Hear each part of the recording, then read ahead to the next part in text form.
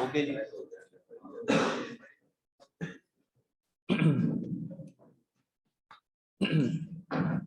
अच्छा यार, कल एक क्विज दिया था मैंने आप लोगों को, आई थिंक कि वो नहीं हुआ होगा तुम लोगों से। हो गया?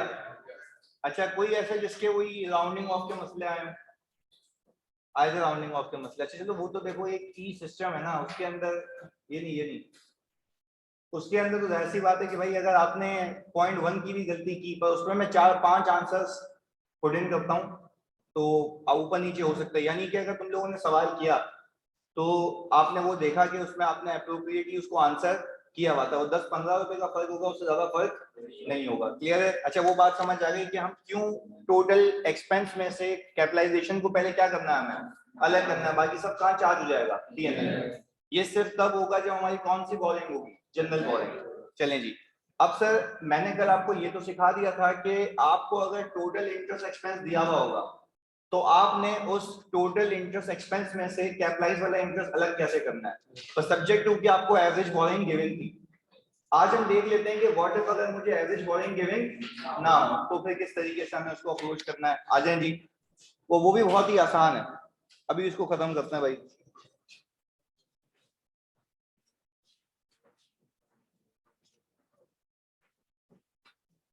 अच्छा भाई, हमने कहा ये बैंक ए, बैंक बी और बैंक सी।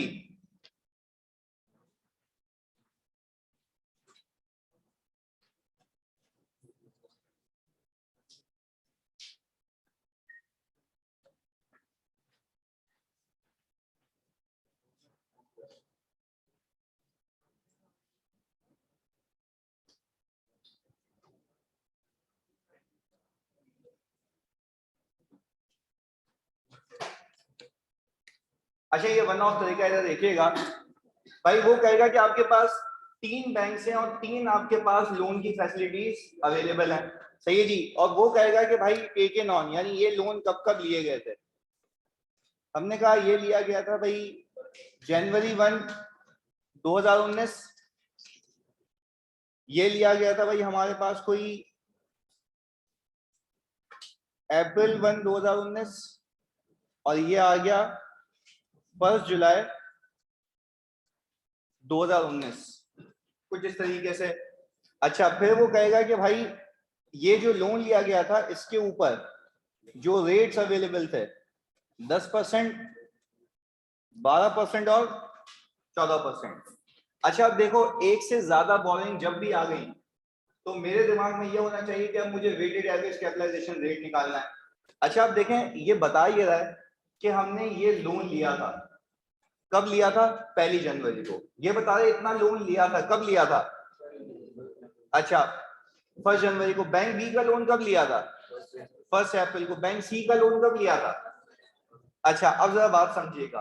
देखें, जो जनरल बोरिंग होती है ना, सुनिएगा, जनरल बोरिंग के अंदर आप पैसा, एग्जांपल दे रहा हूं, पैसा विड्रॉ करते हैं, रीपे करते हैं, विड्रॉ करते हैं, रीपे करते हैं, वो चलता रहता है। क्योंकि उसमें पैसा जो है किसी स्पेसिफिक पर्पस के लिए नहीं होता, मल्टीपल पर्पस के लिए होता है। तो उसका टोटल इंटरेस्ट एक्सपेंस में से आपका मकसद होता है कि वो वाला अलग करना जो कि क्या होना है, कैपिटलाइज होना है। इस केस में आपको 3 फैसिलिटीज गिवन है, पर अब आपको चाहिए एक वेटेड एवरेज बोरिंग। सही जी। तो सबसे पहले मैंने एक काम ये किया कि मैं निकाल रहा हूं भाई वेटेड एवरेज बोरिंग। अच्छा, क्या मैं कह सकता हूं बैंक ए 1 मिलियन इंटू 12/12, ये लोन पूरे 12 महीने का है मेरे पास, ऐसा ही है। तो ये आ गया मेरे पास 1 मिलियन। मैंने कहा भाई सर, अगर बैंक बी की बात करूं तो ये आई थिंक 9/12, ये कितना आ गया?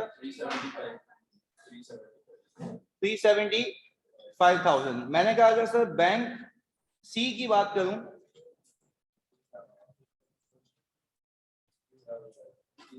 3 लाख हो गया। अच्छा भाई, आ गया 3 लाख। भाई मुझे आप एक बात बताओ कि वेटेड एवरेज बोरिंग्स कितनी है मेरी?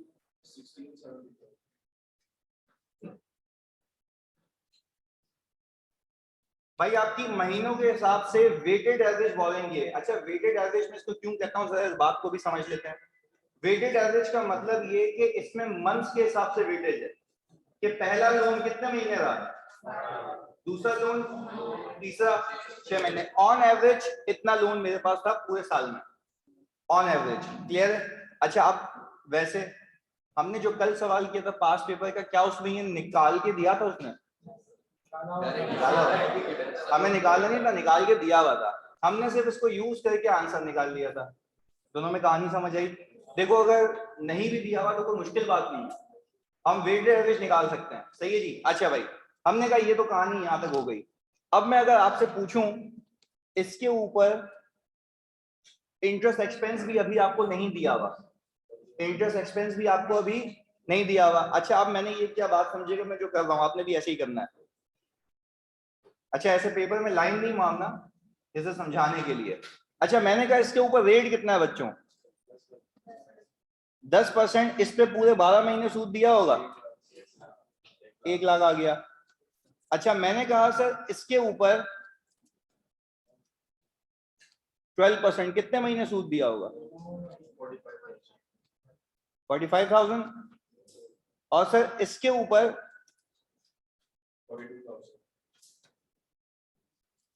14% है फॉर 42,000। ये कितना आ गया बच्चों? 187,000। अब जरा बात समझे, मैं इससे कनेक्ट करता हूं आपको, प्लीज ये बहुत अहम बात है, फोकस के साथ। क्या मैं आपको कह सकता हूं कसम खा के कि सर ये मेरा एक्चुअल इंटरेस्ट एक्सपेंस है? कल के सवाल में गिवन था। देखो पीछे बैकएंड पे लॉजिक तो पता होना कि बैकएंड पे वर्किंग क्या रहेगी। मैं कह रहा हूं ये मेरा एक्चुअल इंटरेस्ट एक्सपेंस है, ये कल के सवाल में मुझे गिवन था। मैंने इसको पीएनएल में फेंका था या पहले इसमें से वो अलग किया था जो कैपिटलाइज होना है? वही तो गेम है। अच्छा, अब जब मैंने अलग किया था तो उसके लिए मैंने एक रेट निकाला था जिसको हम कहते हैं, very good, weighted average rate of capitalization. अच्छा, अब तो सर आई थिंक मेरे लिए सिंपल कहानी है। 187,000 डिवाइडेड बाय 167, 11.16%। अब आपको एग्जामिनर बताएगा कि मैंने इतने पैसे इस दिन एसिड के लिए खर्च किए थे, उस पे ये रेट लगाना और इंटरेस्ट एक्सपेंस निकाल लेना। तो वो इंटरेस्ट एक्सपेंस क्या टोटल इंटरेस्ट एक्सपेंस है या वो है जो कैपिटलाइज वाला? तो सर हमने ओवरऑल जो अप्रोच रखी थी वो ये रखी थी कि भाई ओवरऑल बेसिस पे हमारा इंटरेस्ट एक्सपेंस तो देखो ऐसे निकलता है बैक एंड पे, जो मैंने आपको सिखा दिया। एवरेज बोरिंग ये होती है। सही है? अब देखें एक्चुअल ये मेरा पीएनएल में जाना तो यही चाहिए क्योंकि बैंक तो कह रहा है मैं आपसे पैसे इतने ही लूंगा, पर हमें ये डिसाइड करना है अपनी अकाउंटिंग के बेसिस पे कि क्या इस पूरे इंटरेस्ट एक्सपेंस में से क्या पूरा पीएनएल में लेके जाऊं या नहीं लेके जाऊं। बात क्लियर है? कॉपी कर लें इसको जल्दी से, आसान था ना ये भी? फिर ऐसी अभी तो माहौल तो सही होना, तो ये चल ही नहीं रहा, हवा ही नहीं आ रही, बस एडजस्टमेंट जिंदगी में।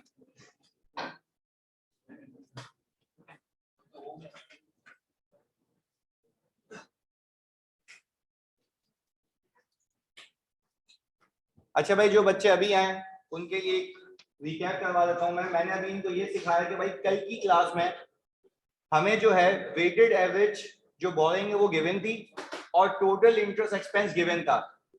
मैंने आपको कल की क्लास में ये कहा था कि भाई आज की क्लास में मैंने ये सिखाना है कि अगर आपको वेटेड एवरेज बोरिंग गिवन ना हो और टोटल इंटरेस्ट एक्सपेंस गिवन ना हो तो हमें निकालना कैसे है। मैंने कहा भाई मेरे पास साल के शुरू में 3 फैसिलिटीज हैं, बैंक ए, बैंक बी और बैंक सी।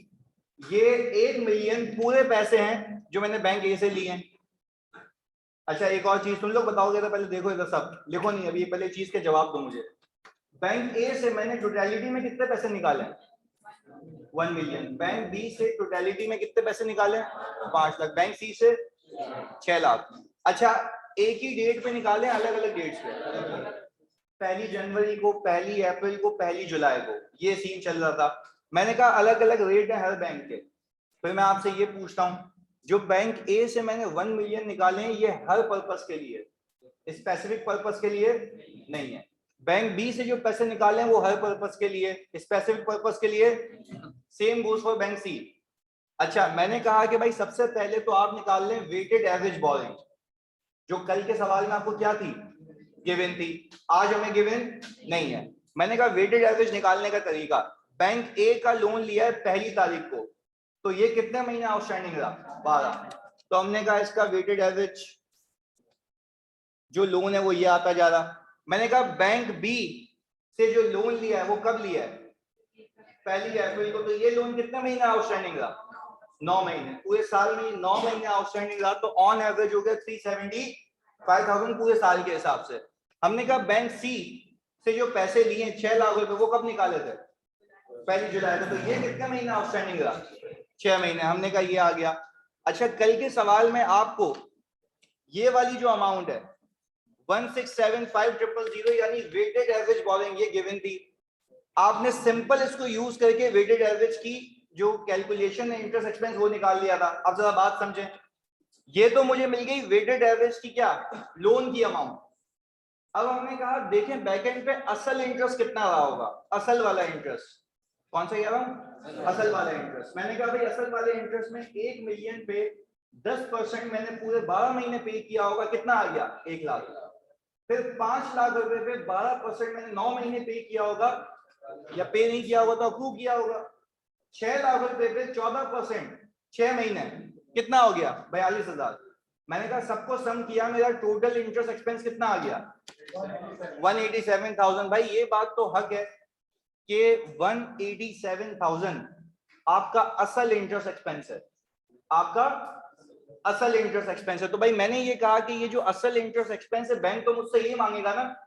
अच्छा, अब मैं आपसे पूछता हूं, ये जो 187,000 का आपका असल इंटरेस्ट एक्सपेंस है ये आइडियली पीएनएल में जाने लगा था। आपको याद आया कि भाई मैंने उस तमाम पैसे में से कुछ पैसा किस पे लगाया है, एसेट पे। अब उस पैसे का जो इंटरेस्ट है मुझे अलग करना है, पर अलग करने के लिए 12% पे अलग करूं, 10 पे, 14 पे, एवरेज पे, क्योंकि आई डोंट नो कहीं से भी पैसा यूज हुआ हो। तो हमने इसलिए लास्ट क्लास के अंदर इस टोटल इंटरेस्ट एक्सपेंस को वेटेड एवरेज बोरिंग से डिवाइड करके एवरेज क्या निकाल लिया था, रेट ऑफ कैपिटलाइजेशन, वो ये रहा। तो समझाने का मकसद ये था कि या तो सवाल में ये गिवन होगा या तो हमें निकालना होगा। भाई गिवन नहीं भी होगा तो क्या निकाल सकते हैं, यस सर। आप खाली अपनी बोरिंग्स को क्या करना है, टाइम टू रेट, आपका आंसर आ जाएगा। क्लियर है, आप कॉपी कर लें इसको।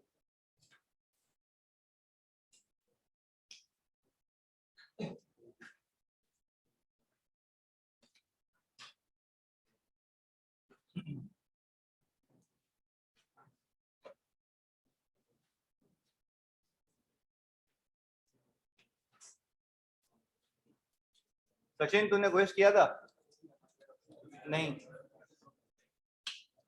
क्विज नहीं किया, मोबाइल नहीं है, मोबाइल पे भेजा ही नहीं था। तेरे को कैसे पता व्हाट्सएप पे भेजा था, भंगी, जब तक मोबाइल नहीं है।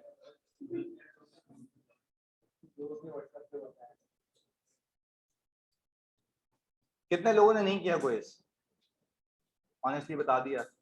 चलो, क्यों जानी, क्यों?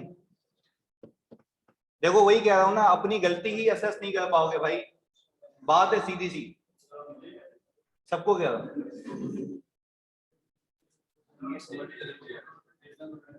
क्या जीमेल पे भेज दूं, घर नहीं लेके आ जाऊं तेरे सीधा? हाँ, करके भी मैं जाऊंगा क्विज। सही है, जीमेल पे भेजना है। अच्छा सर, क्लास 10 बजे रखा करें, सब्जियां आ गई हैं। तो ये रात को सोना होता है ना, सो जाएगा रात को जल्दी। क्या ये स्क्रॉल डाउन करूं?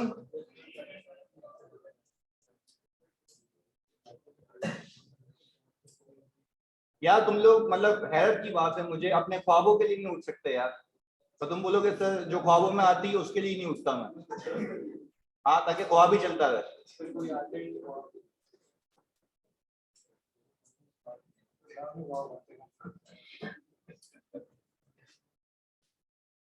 अच्छा ऐसा है। अब्दुल तेरे ख्वाब में भी खुश ही आते होंगे भंगी।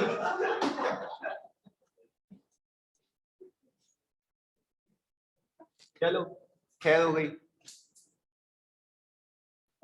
भाई, खैर प्लीज यार, ये तो मतलब जुनून चाहिए भाई सीए करने के लिए। ऐसे मम्मी डैडी बच्चे सीए नहीं कर पाते, जिससे उठा नहीं जाए, जो मर जाते हैं। ऐसे नहीं होता सीए, उसके लिए डेडिकेशन चाहिए। जी जानी, मैंने जो मंथ्स से मल्टीप्लाई किया है ना, वो बोरिंग का एवरेज निकालने के लिए किया है। दूसरी बार जो मंथ से मल्टीप्लाई किया है वो इंटरेस्ट एक्सपेंस निकालने के लिए किया है। सही है, दो अलग अलग चीज है ना। एक बोरिंग का एवरेज है और एक इंटरेस्ट की कैलकुलेशन है, तभी मैंने अलग अलग किया है। सही है।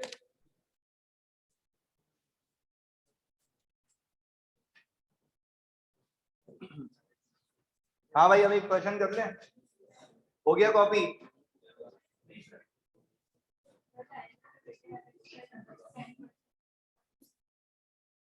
अगर वेटेड एवरेज के क्या करें, 10%, इसका इस पे, हाँ बिल्कुल कर सकते हैं। वो तो मैंने समझाने के लिए कि बच्चों को पता हो कि वो अलग है ये अलग है।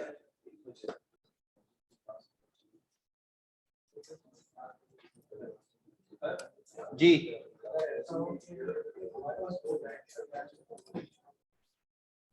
जी जी बोलें, दो बैंक हैं। अरे एक मिनट यार, एक सवाल सुन ले जानी प्लीज। दो बैंक है।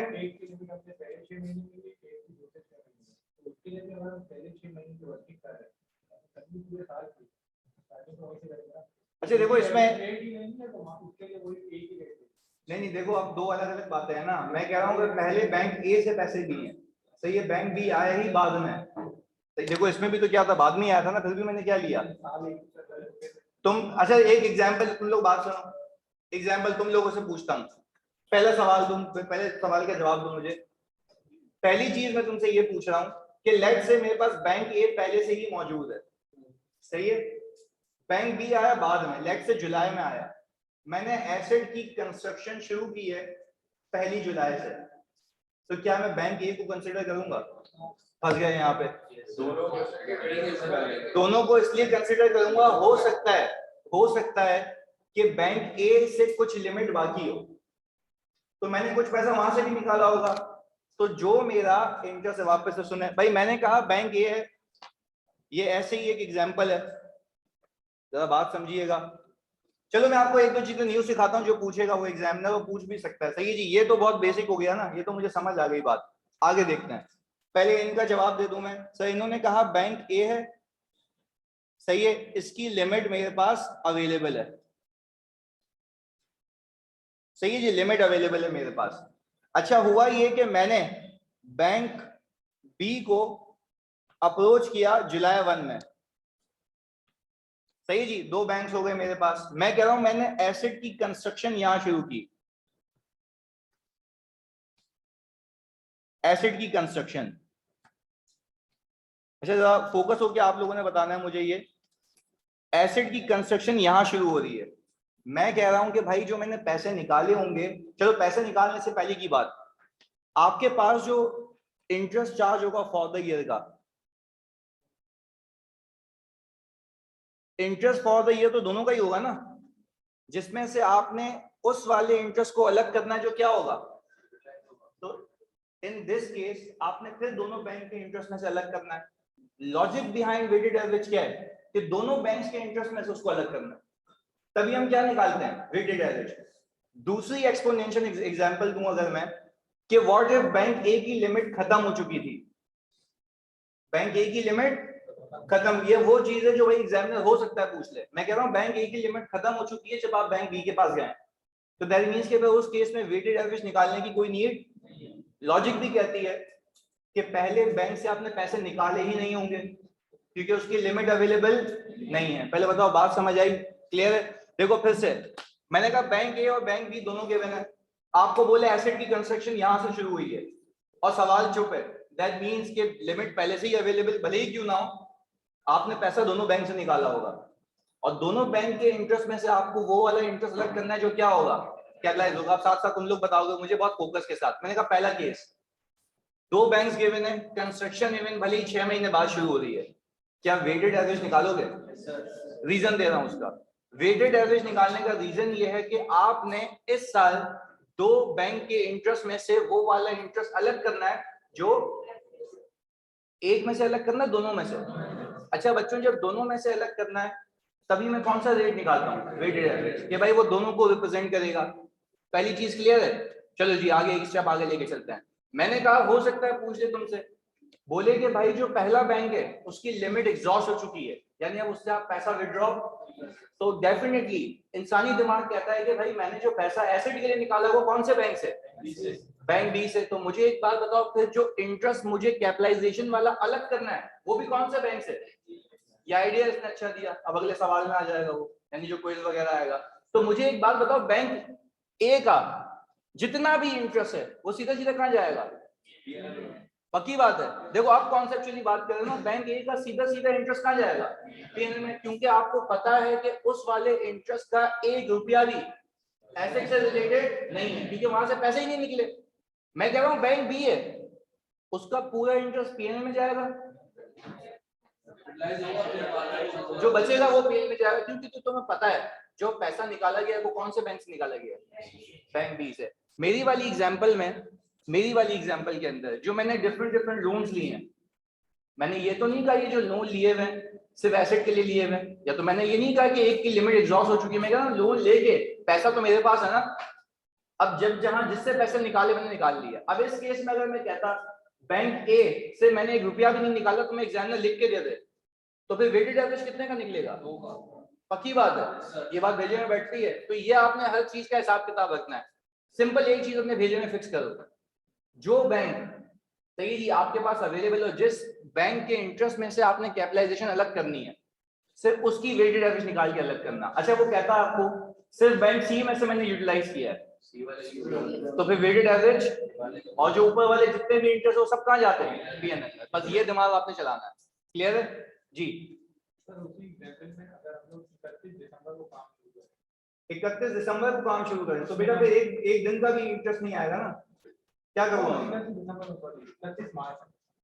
अच्छा भाई 31 मार्च को काम शुरू करना। अब तो उसमें हम लोगों ने पेमेंट कुछ 1 जुलाई से पहले भी कर दी होगी, उसके बाद भी कर दी, तब भी दोनों बैंक आएंगे ना जानी। लॉजिक है दोनों बैंक क्यों आ रहे हैं? पहले वाले में दोनों बैंक इसलिए आ रहे हैं क्योंकि आगे भी तो अलग करना ना तुम्हें। नहीं अगर 1 जनवरी से 1 जुलाई से हमारे पास भाई 1 जुलाई से दो बैंक हुए। अच्छा देखो इसका सवाल लॉजिकल है, तो देखो भाई ये कह रहे हैं कि सर 1 जुलाई से मेरे पास दूसरा बैंक आया है, तो वेटेड एवरेज का कॉन्सेप्ट क्या होता है कि आपने उस 6 लाख रुपए के लोन को पूरे साल का एक्सट्रापोलेट कर दिया, आधा कर दिया, तो उसका इंपैक्ट उस वेटेड एवरेज में आ गया ना। वेटेड एवरेज का मतलब ही यही है कि आपने किसी भी चौरंगी पे लोन लिया हो, उसका इंपैक्ट इस इंटरेस्ट में खुद ही आ जाएगा। बात क्लियर है? पक्का? चले जी भाई, और कोई सवाल आप लोगों में से? जनवरी को स्टार्ट कर भाई, जनवरी में कंस्ट्रक्शन स्टार्ट कर दी, बैंक भी आया जुलाई में, सही है, 6 महीने के बाद हमने जनवरी में कंस्ट्रक्शन स्टार्ट कर दी और बैंक भी हमारे पास था। वेटेड एवरेज जनवरी 1 में निकालने के दोनों वेटेड एवरेज जनवरी 1 का 12 हुआ 12 आएगा। चलो तुम मैच भी प्रूव करता हूँ यहाँ पे, इधर देखो भाई। सवाल ये है कि सर जनवरी में लोन आ गया, सही है जी, आपने दूसरा लोन लिया जुलाई में। मैं अल्लाह की कसम खा के कह रहा हूँ मेरी मैथ्स थोड़ी सी अच्छी है, सुनो 10% ये वाला, ये 12 हुआ है, 12 हुआ है, मैं कसम खा रहा हूँ मेरे वेटेड एवरेज के अंदर इसका इंपैक्ट पूरा 10% ही है। नहीं ये बात समझ, मैं कह रहा हूँ वेटेड एवरेज के अंदर जो वेटेड एवरेज की कैलकुलेशन है उसके अंदर पहले लोन का इंपैक्ट कितना परसेंट है? तो चाहे अलग से लगाऊं या वेटेड एवरेज लगाऊं, उसका इंपैक्ट कितना है? 10% का। तो वो 10% खुद ब खुद आ जाएगा। तुम्हारा सवाल में समझ गया, तुम कह रहे हो कि भाई जब पहली जनवरी से चल रहा है, जो पहली पेमेंट होगी उस पर आप 10% के हिसाब से अलग करें। मैं कह रहा हूँ क्यों अलग करूं, जब वेटेड एवरेज में ऑलरेडी 10% का इंपैक्ट ही है, तो जब मैं वेटेड एवरेज रेट लगाऊंगा ना उसके अंदर 10% भी होगा और बकाया महीनों का भी होगा। बात क्लियर है? तो वो 10% ऑलरेडी उसका रिप्रेजेंटेटिव है पूरी पॉपुलेशन का। सेट है? ओके जी, चलें सर अब एक सवाल कर लेते हैं जो आपको फिर एप्लीकेशन सिखाएगा।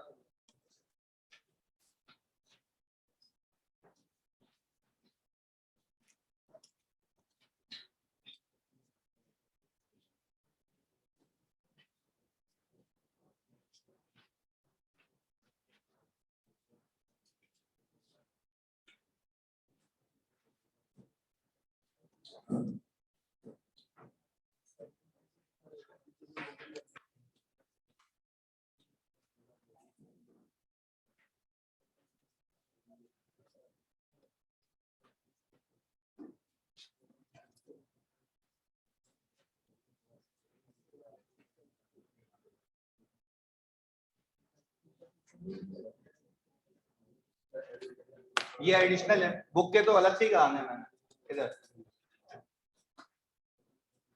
अच्छा भैया, January 1, 2018 SL started the construction of an asset, यानी एसेट की कंस्ट्रक्शन शुरू हुई है जनवरी 1, 2018 पे। To meet the financing requirements borrowing was made from 3 different banks. देखो क्या लिखा हुआ है, बोरोइंग कब की है? स्टार्ट ऑफ द ईयर, यानी बोरोइंग जो की है, तीनों बोरोइंग कब की है? 1 जनवरी को। तो आपको पता है फिर वेटेड एवरेज में कितने महीने आएंगे? 12 महीने। पर क्या मैं 10% पे कैपिटलाइजेशन अलग करूं, 8% पे अलग करूं, 12% पे, या वेटेड एवरेज पे? इन सब का एवरेज। चलें जी। Date of payment January 1, 2018 30,000, May 1, 2018 20,000, और अक्टूबर 1, 2018 कितना? 15,000। वो बोल रहा है भाई construction of asset was completed on 31 December 2018। वो कह तो ये रहा है कि भाई general weighted average borrowing rate निकालें और एलिजिबल बोरिंग कॉस्ट निकालें। तो मैं आपको कहूंगा वो अमाउंट भी निकाल के दें जो कहाँ जानी है पीएनएल में, जल्दी से।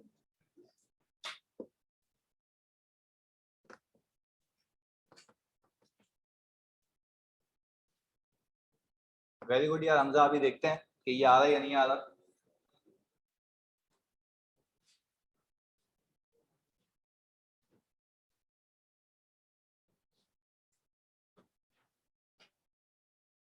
हाँ भाई, कैरियर ऐसे ही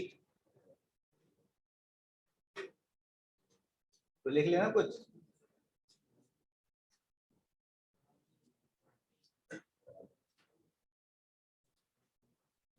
समझा नहीं तेरी बात,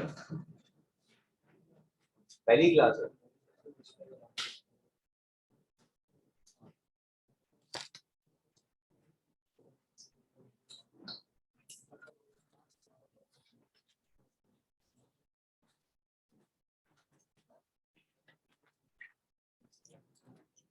कासिम, ये एडिशनल कॉन्सेप्ट मेकर्स हैं बुक के, तो अभी हम ऑल टुगेदर करेंगे।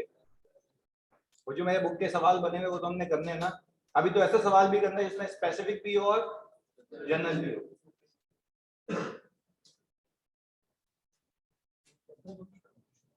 चैप्टर 10 कॉन्सेप्ट खत्म। पांच पेपर तो अभी 3 और बाकी हैं बस। बाकी तो सीए फाइनल में है, और सीए फाइनल के जिसमें कॉन्सेप्ट्स हैं वो वाले रिटेंशन मनी वाले जो तुम्हारे कोर्स का पार्ट नहीं है। उसके पांच पेपर तो एक तो हो चुका, 2-3 और है। आज एक और करेंगे। भाई बच्चे कह रहे हैं कि सर 9.89 यही आ रहा है। चलिए जी, गुड। अब आप ये बता देंगे इसमें से कैपिटलाइज कितना होगा। ओके जी, रुक गए।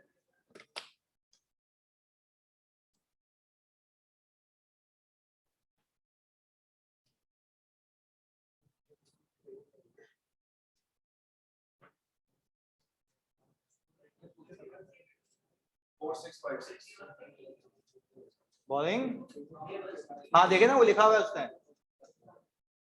बोरिंग डे 1 से कर ली है, बट ये नहीं पता कि किसके लिए। अगर वो कहता ना स्पेसिफिकली एसेट की, देखो ये कितना है, 3 बैंक्स हैं। तो जब भी एक से ज्यादा बैंक होगा आपने क्या करना है?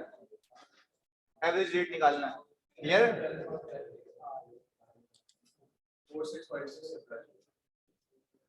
4656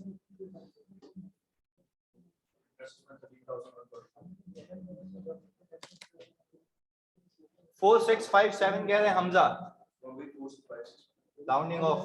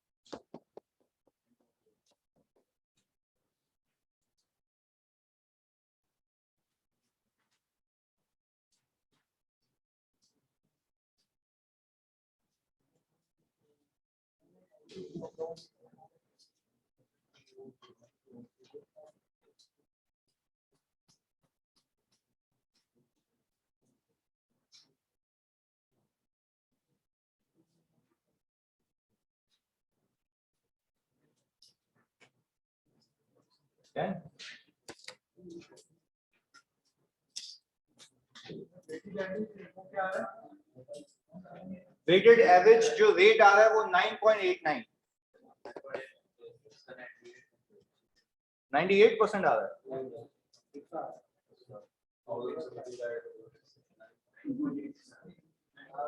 9.89 है ना भाई।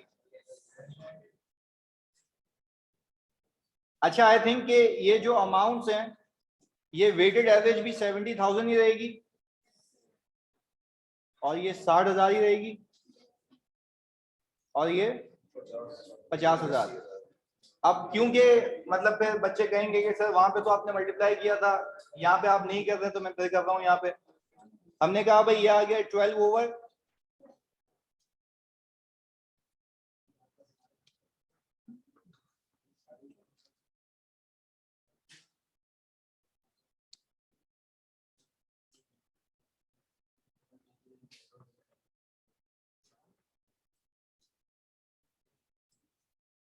और ये आ गया भाई 50,000। ये कितना आ गया टोटल?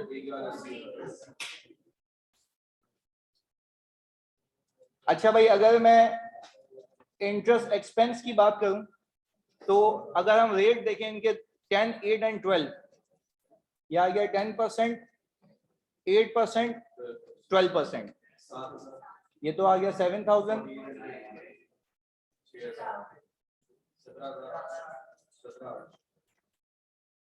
यही है।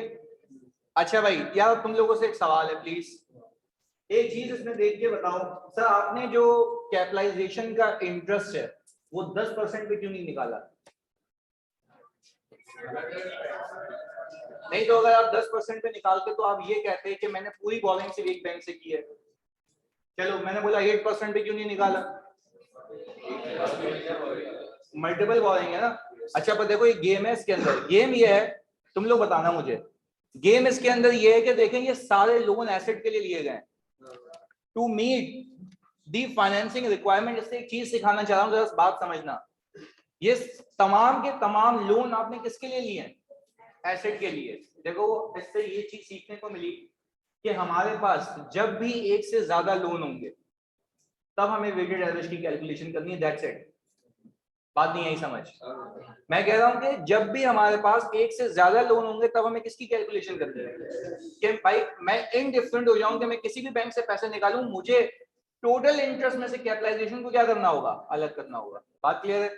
चलें जी, हमने कहा कि भाई अब जो हमारे पास वेटेड एवरेज रेट आ गया वो कुछ इस तरीके से निकलेगा, 17,000 डिवाइडेड बाय 180, 9.89%, यही निकाला सबने? अच्छा भाई, अब हमने कहा कि भाई पहली पेमेंट जनवरी 1, 2018 को 30,000 रुपए की। अच्छा, ये 30,000 रुपए पे 9.89 के हिसाब से ये आ गया 989। अच्छा, फिर हमने कहा कि वापस पेमेंट हुई है 1 मई को 20,000। हमने कहा ये बन गया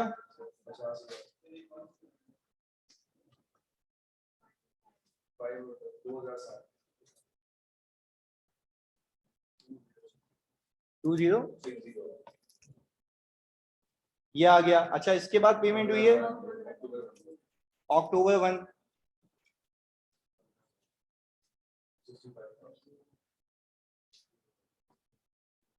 9.89 इंटू 4656 भाई, सबने ये निकाली थी। अच्छा, मुझे ये पता है कि एग्जाम में मुझे हो सकता है कि वो एक्चुअल बॉरोइंग गिवन हो और एक्चुअल इंटरेस्ट गिवन हो। क्या पूरा का पूरा कैपिटलाइज होगा या कुछ हिस्सा? कुछ हिस्सा, क्योंकि हमने उसमें से अलग कर लिया है। अच्छा भाई, अब हमने कहा कि 4656 का ऐसा इंटरेस्ट है मेरे पास जो कि क्या होना है? कैपिटलाइज होना है।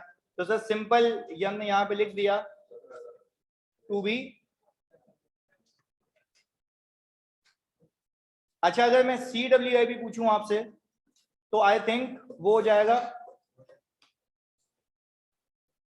65,465,696 ऐसा ही है। तो बाकी इंटरेस्ट कहाँ जाएगा? PNL में, क्योंकि वो इससे रिलेट नहीं करता। बात क्लियर है? पक्की बात है। चलें जी भाई अब एक पास पेपर कर लेते हैं जी।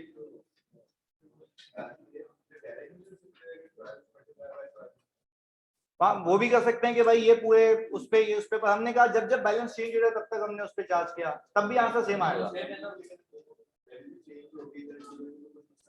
नहीं होगा ना। देखें अगर 30,000 को पूरे 12 महीने पे ले जाओ, सही है, फिर 20 को ये जो मई को आया 8 मंथ्स ले जाओ, और फिर 15,000 को 3 महीने ले जाओ, तब भी आंसर सेम आएगा, बिल्कुल सेम आएगा। देखो ना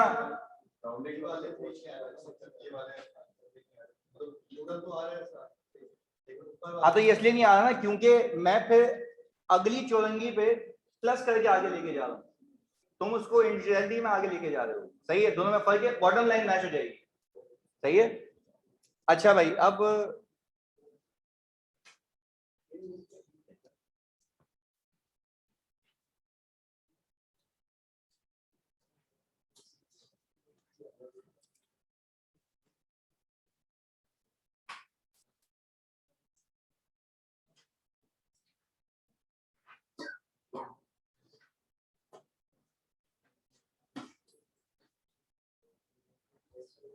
चलें जी, ये एक सवाल भाई मैं बोल देता हूँ, अभी बुला रहा हूँ कॉल करके, 1 मिनट में बुला रहा हूँ ना, वो फिर कोई और नहीं आएगा, अभी बुला रहा हूँ। शुरू जाओ जल्दी से ही, आगे आ जाओ ना आप लोग, आगे ताकत नहीं आ रही ना, आगे आ जाओ। ठीक तो है, आगे आ जाओ। अच्छा जानिए ये प्लीज,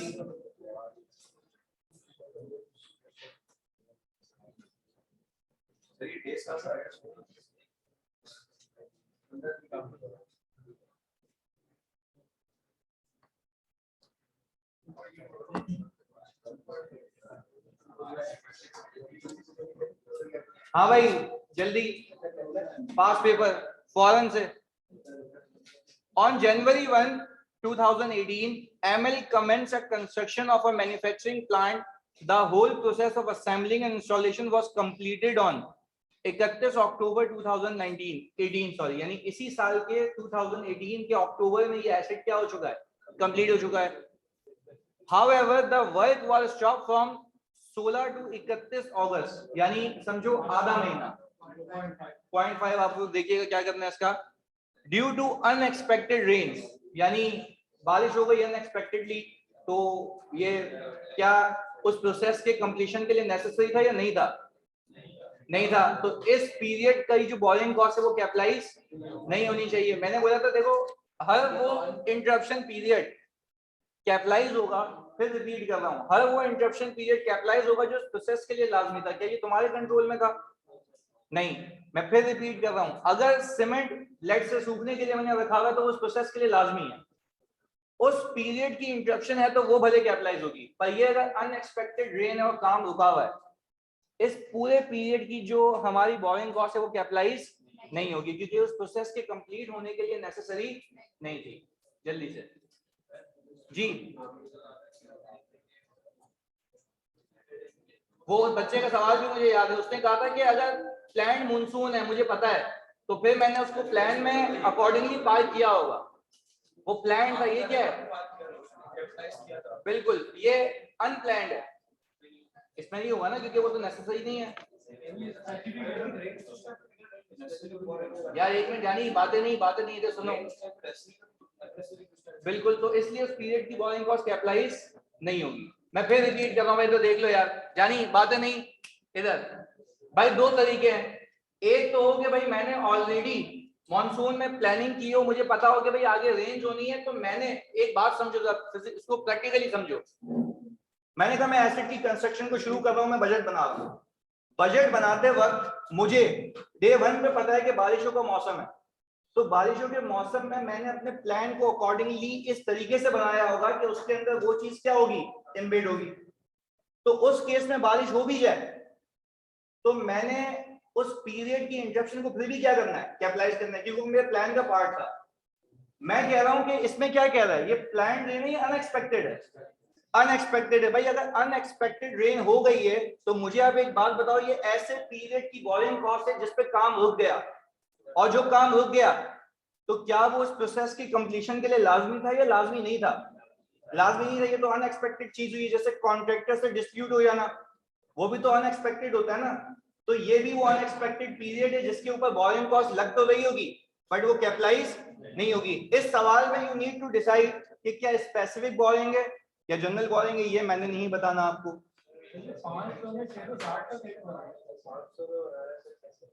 500 में एक मिनट मेरी जान, एक मिनट रुको भाई। ये कह रहे हैं the plant was finance through a bank loan. एक मिनट रुको रुको यार भाईजान, बातें नहीं होनी चाहिए अभी, आखिरी बार कह रहा हूं। इधर सवाल यह है कि सर आपने टोटल कॉस्ट जो है आपके प्लांट की 660 मिलियन है, सही है जी, वॉज पेड एज फॉलोज, और आपने जो प्लांट की फाइनेंसिंग की है वो कितने की है? अच्छा, अब वो बोल रहे थे surplus funds available from the loan were invested, और उसने देखो आपको पूरी इनकम निकाल के दी हुई है, तो इनकम की कैलकुलेशन की भी नीड नहीं है। अब सवाल ये है कि सर आपने लिए 500 है और एसेट आप महंगा बना रहे हैं, तो क्या मेरे अपने रिसोर्सेस नहीं होते? होते हैं। आपने याद देखो, एक बात ना सुनो, लॉजिक क्या है इसके पीछे, यहाँ पे देखो, यही चीज कंफ्यूज नहीं करे इसलिए सारे 5 रुपए क्लास में करो। भाई मैं कह रहा हूँ एसेट की कॉस्ट कितनी है, लोन कितना लिया? भाई जो मैंने अपनी जेब से पैसा लगाऊंगा उस पर तो बोरिंग कॉस्ट नहीं आती ना। बोरिंग कॉस्ट का कॉन्सेप्ट 660 पे टेस्ट हो रहा है या 500 पे?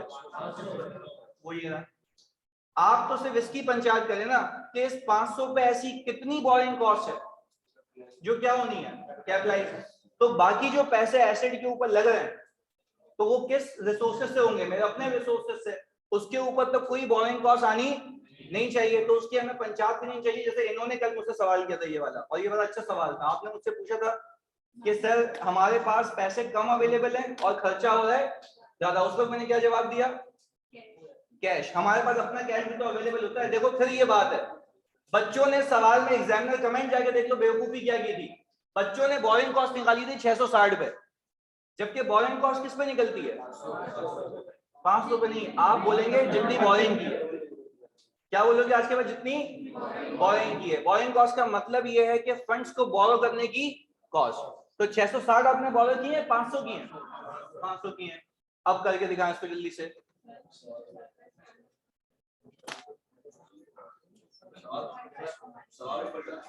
अब मैं सभी बता दूं तो फिर आपका करना। चलो भाई एक और चीज, सचिन इधर, यार सब सुन लो, सभी तो पूछ लिया तुम लोगों ने, इधर एक मिनट, आखिरी चीज भाई, एक सवाल आया, ये एक सॉल्व अबाउट अंग्रेजी का गेम, मैं जिससे पूछूंगा वो मुझे बताएगा, अब अवेयर हो जाओ। ये पूछ रही है कि सर ये जो इनकम दी हुई है 17 मिलियन की, क्या इसमें से हम आधा महीना कटाएंगे? कितने कह रहे नहीं कटाएंगे आधा महीना? क्यों नहीं कटाएंगे? गलत गलत जस्टिफिकेशन। एक एक करके जवाब सुनना चाहता हूं।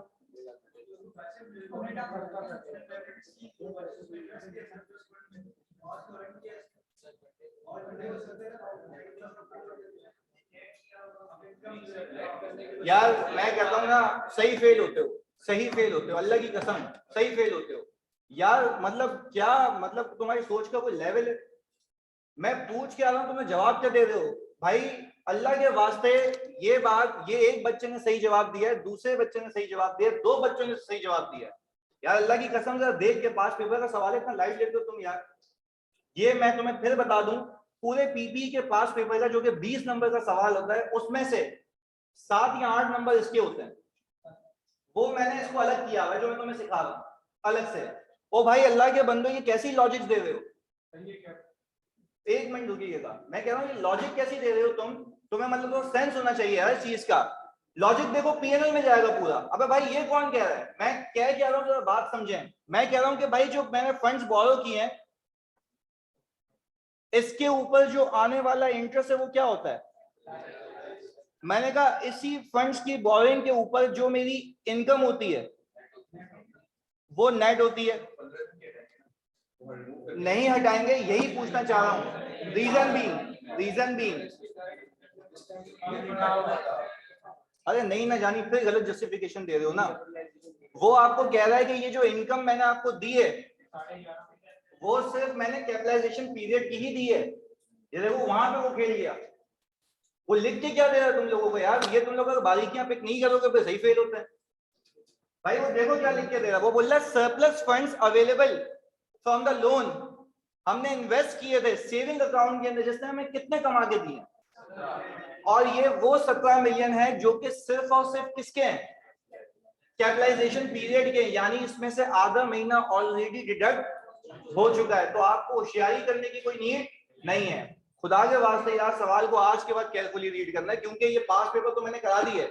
अब इसके बाद मैं दूंगा अपने मुश्किल सवाल और उसकी मैं एक एक की मॉनिटरिंग करूंगा कि भाई हाँ के इस बच्चे ने मुझे क्या इसका जवाब दिया या ई क्विज पे वो आया या नहीं आया। फिर जाके जहां से पढ़ना है बोल देना, मैं नहीं बैठने दूंगा अपनी क्लास में भाई, क्योंकि मैं मेहनत कर रहा हूँ तुम्हारे लिए पास करवाने के लिए। तुम लोग पता नहीं क्या नॉन सीरियस एटीट्यूड है।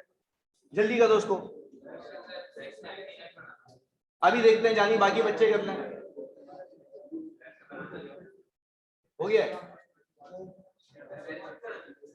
सिर्फ ये बताना है कि जो आपका ये मैन्युफैक्चरिंग प्लांट है ये कितने पे कैपिटलाइज होगा, अभी देखते हैं। सुकून से बाकी बच्चे कर लें।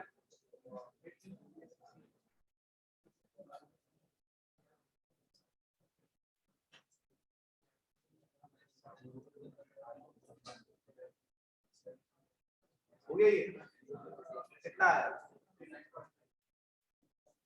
टोटल कैपिटलाइजेशन CWI, वो निकालो 691 पॉइंट। चलो देखते हैं,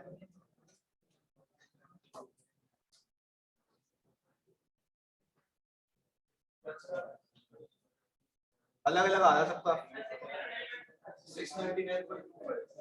चेक कर लेते हैं।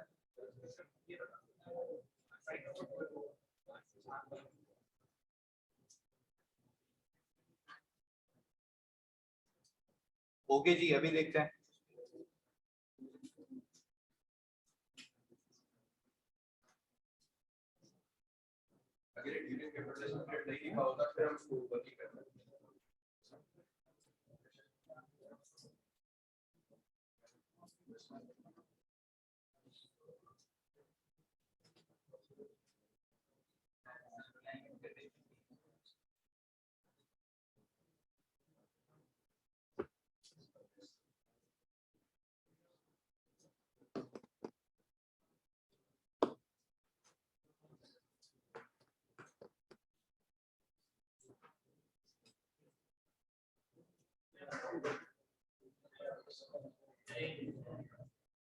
कर रहे हो अभी,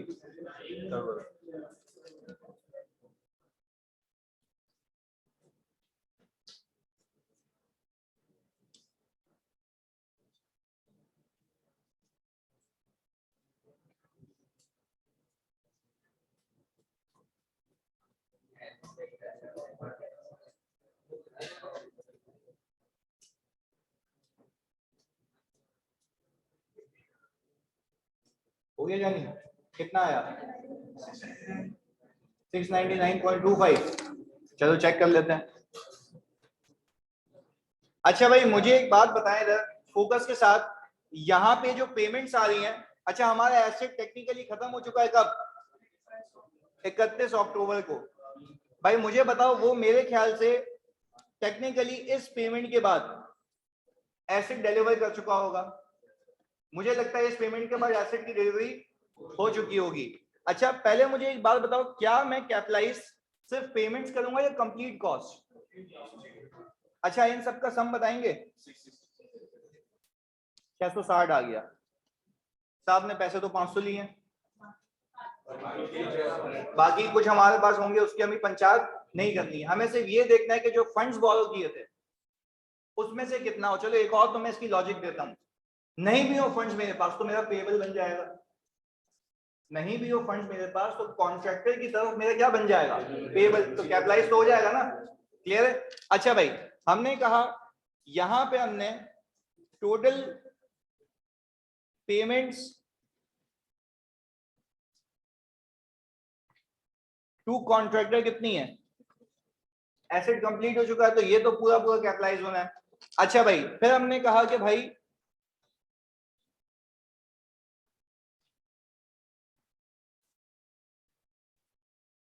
बोरिंग कॉस्ट टू बी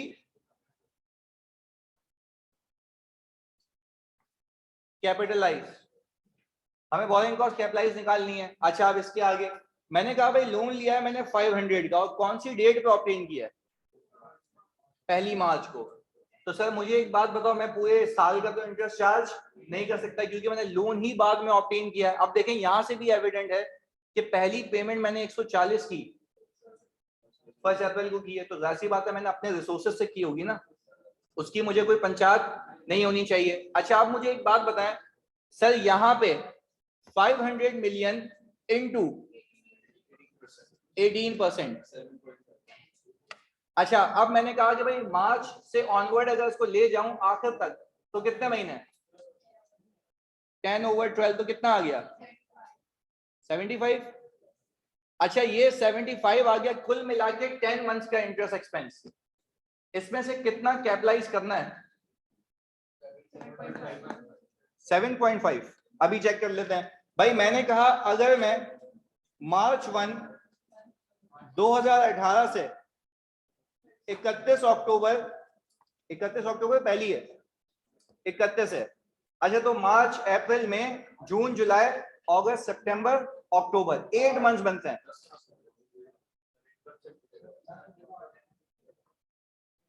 दस तो जानी यहां से आया ना कि बैंक तो इंटरेस्ट मुझसे पूरा मांगेगा ना। अच्छा, पर अब मुझे बताओ ये रिप्रेजेंट कर रहा है 10 को, पर मुझे इस 8 में से भी 0.5 को कैपिटलाइज, तो 7.5 को मुझे क्या करना है, कैपिटलाइज करना है। तो सर सिंपल, मैंने कहा कि ये 10 महीने के इंटरेस्ट को रिप्रेजेंट कर रहा है, मैंने डिवाइडेड बाय क्या कर दिया, 10। अच्छा, मैंने कहा इसमें से मुझे 7.5 अलग से चाहिए, तो कितना आ गया, 56 चेक कर लो, 1325, ये कितना आ गया, चेक कर लो, यही आ रहा है कि 56.25 कितना आ गया टोटल, 716 पॉइंट। और ये कौन से बच्चे थे हमारे जिसने ये कहा कि 699.25,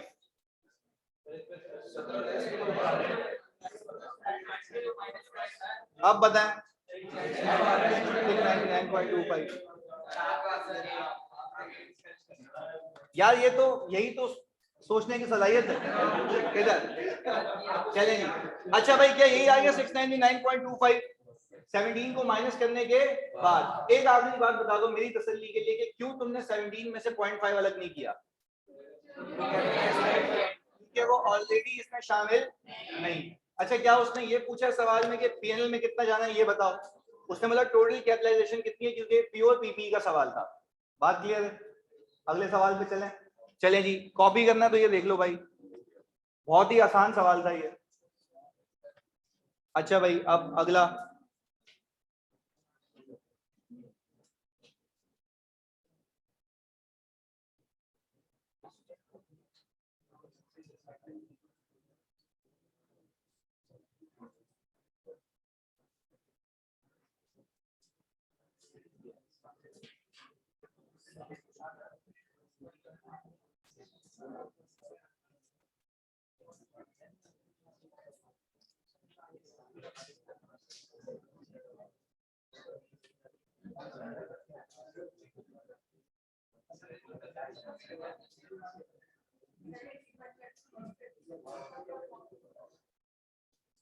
या आप लोग डिसाइड कर लो आपस में पहले।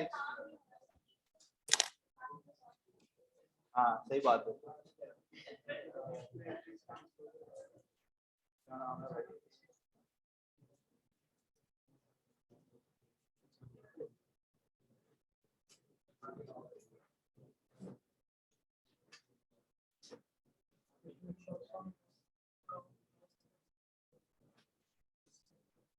हाँ भाई करें सॉल्व।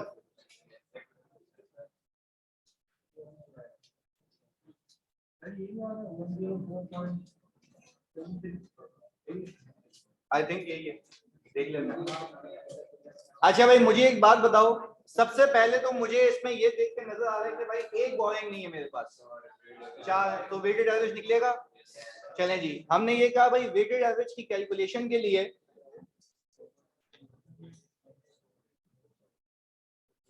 मैं अगर डायरेक्ट जाऊं तो प्लीज आप लोग यहाँ पे बताइएगा फोकस के साथ। मैंने कहा कि भाई मेरे पास सबसे पहले 55 मिलियन इंटू 7% प्लस हो गया इसका भाई 8% लगेगा 110 पे, और हमारे पास आ गया 85 इंटू,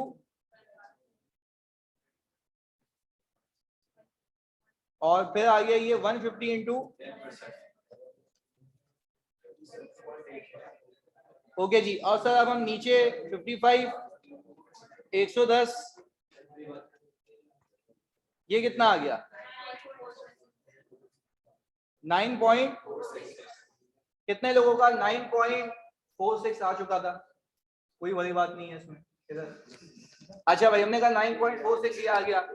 अब मुझे एक बात बताओ, ये इतना आसान सवाल कि इसमें मल्टीपल एक्सपेंडिचर दिए ही नहीं है, एक ही है, तो हमने कहा कि भाई 100 की जो कॉस्ट है आपकी 9.46 फॉर पक्का 6 ओवर 12। सर ये आ गया हमारे पास, इन दोनों को ऐड करके कोई सरप्लस फंड वगैरह कोई ऐसा चक्कर कुछ भी नहीं है। बस 1 मिनट रुकिएगा आप जरा।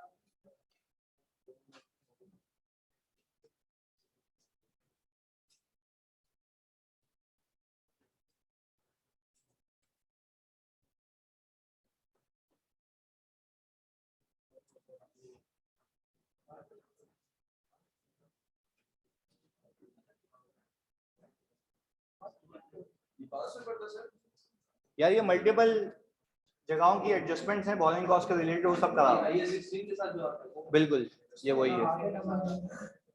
अब मिक्स सवाल करते हैं भाई जिसके अंदर आपका जो है वो जनरल बोरिंग भी होगी स्पेसिफिक भी होगी, वो बुक से ही करते हैं हम।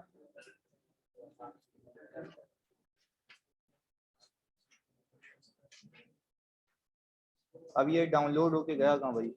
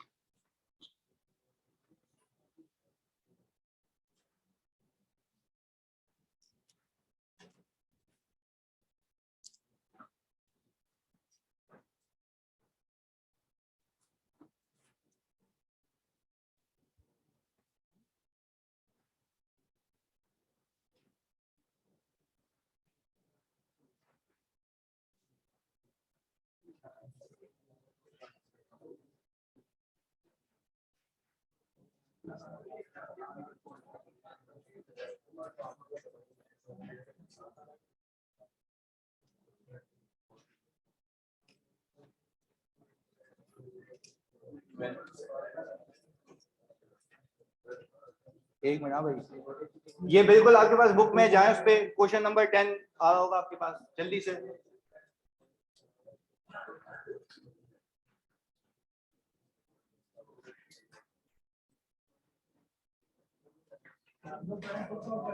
बिल्कुल जी।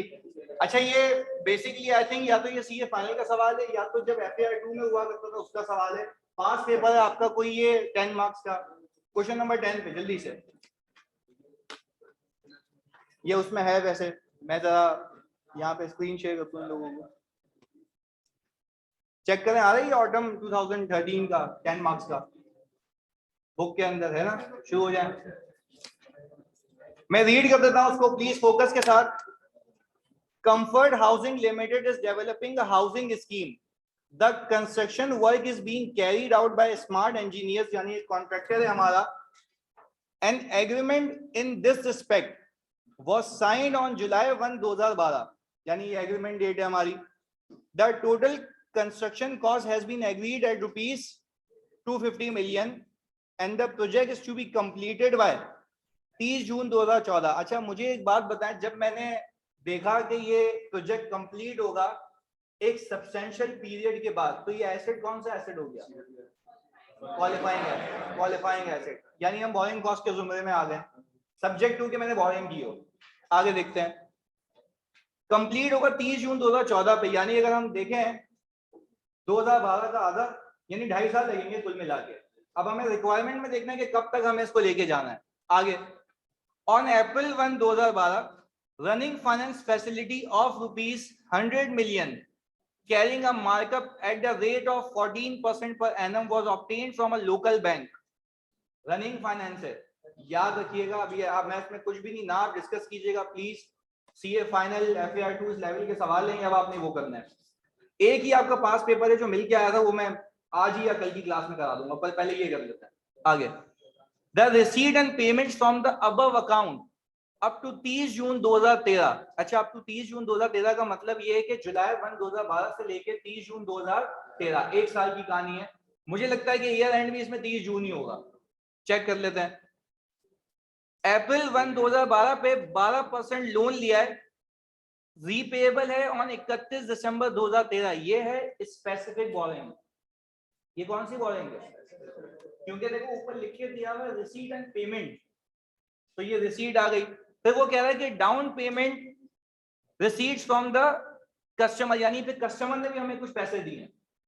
क्या हम कह सकते हैं कि जो कस्टमर ने मुझे पैसे दिए हैं ये भी तो मेरा अपना ही पैसा है?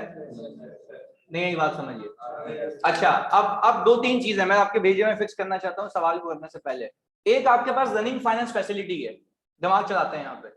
रनिंग फाइनेंस फैसिलिटी का मतलब ये कि आपके पास एक ऑप्शन अवेलेबल है, चाहो तो पैसे निकालना, चाहो तो पैसे। पहले बताओ यहां तक बात की क्लैरिटी है? ये है ट्रिकी सवाल, तो आपने सोच समझ के करना है इसको। वापस से मैंने कहा भाई यहां तक तो मुझे कहानी समझ आती है, आगे सुने। फिर मैंने ये कहा कि भाई मैंने लोन भी ले लिया, ये कौन सा लोन है? स्पेसिफिक। कैसे बता दे? वो बोल रहे हैं कि भाई 12% लोन जो पेएबल है, रीपे होगा कब? 31 दिसंबर 2013 पे, यानी अगले साल, यानी इसमें लोन की रीपेमेंट का कोई चक्कर नहीं है। Very good. आगे, हाँ अब आगे देखें, down payment receipts from the customers कितनी है? 25 मिलियन, यानी हमने कस्टमर से पैसे लिए हैं, यानी जो भी कॉन्ट्रैक्ट की कॉस्ट है उसका 25% हमें, मैंने 25 मिलियन मुझे मिल गया, तो क्या इसने मेरे फंड्स में इजाफा किया होगा? यस सर, किया होगा। आगे, collection of the first instalment 15 million date दी हुई है, collection of the second instalment कितनी? 18 मिलियन। इंस्टॉलमेंट मतलब ये है कि जब मैं सामने वाले जो जिसको मैंने बोला है कि भाई फॉर एग्जांपल मैं एक हाउसिंग स्कीम बना रहा हूँ, हाउसिंग स्कीम बनाने के लिए बैंक से पैसा ले रहा हूँ और कुछ लोगों से पैसा ले रहा हूँ। एक बात याद रखिएगा, मेरे पास, मैं रनिंग फाइनेंस में तब तक नहीं जाऊंगा जब तक मेरे पास पैसे खत्म। अच्छा, पैसे खत्म कौन से वाले नहीं खत्म हो जाते? स्पेसिफिक वाले, और मेरे अपने पैसे। उसके बाद मैं किसके पास जाऊंगा? जनरल बोरिंग में। अच्छा भाई, पेमेंट्स दी हुई है 25 मिलियन, 35 मिलियन, 40 मिलियन और 48 मिलियन की। वो बोल रहा है surplus funds were invested in a saving account at the rate of 8% per annum. अच्छा भाई, अब एक तुम मुझे बात समझाना, ये बात बता दी तो गेम ऑन है। मुझे एक बात बताओ, जो तुम्हें पैसे मिल रहे हैं अभी, क्या वो तुम्हारा अपना कैश है या प्रोजेक्ट का ही कैश है? वेरी गुड, ये तुम लोगों ने बताना भी, वापस सुने। क्या जो बच्चों तुम लोगों को पैसे मिल रहे हैं, क्या वो प्रोजेक्ट का ही कैश है? प्रोजेक्ट की वजह से ही है। उसके ऊपर जो भी आने वाली इनकम है नेट होती है। वेरी गुड, समझ गया। अच्छा, अगर मेरा अपना ही कैश होता फिर नहीं होती, यानी कॉन्सेप्ट है डायरेक्टली एट्रीब्यूटेबल का। यानी सर बात समझ आ रही है, लोन लिया कंस्ट्रक्शन के लिए लिया, बोरिंग कॉस्ट क्या होगी? कैपिटलाइज होगी। अच्छा, सरप्लस फंड्स आए, सही है जी, लोगों से पैसे लिए, एसेट के लिए लिए, वो भी क्या होगा, नेट होगा। चलिए जब आपने, मैं अगर तुम्हारी जगह होता, मेरी स्ट्रेटजी इसके अंदर ये होती, मैं सबसे पहले स्पेसिफिक बोरोइंग का इंटरेस्ट निकाल लेता, क्योंकि उसमें से पैसे खर्च करूं या ना करूं, वापस सुनो, पैसे खर्च करूं, इंटरेस्ट लगना है। अच्छा, फिर उसके बाद मैं वर्किंग करता सरप्लस फंड्स की। रीजन बताओ, तुमने इसमें से आउट हुए ना, गया सवाल हाथ से, मैं फिर रिपीट कर रहा हूं, सबसे पहले किसकी, इंटरेस्ट की कैलकुलेशन से, स्पेसिफिक की। दूसरा किसकी, वर्किंग। सरप्लस की वर्किंग से आपको ये पता लगेगा आपको जनरल बोरिंग की तरफ जाना है, नहीं है बात समझ, क्लियर, शुरू हो जाए जल्दी से। 1 अप्रैल को जानी, ये नहीं बता रहा मैं, अपने हिसाब से सोचो प्लीज, रिक्वेस्ट है यार, पास पेपर है, जल्दी यार, 1 मिनट जरा, मैं ये इसको कॉपी कर लेता हूँ वहां पे।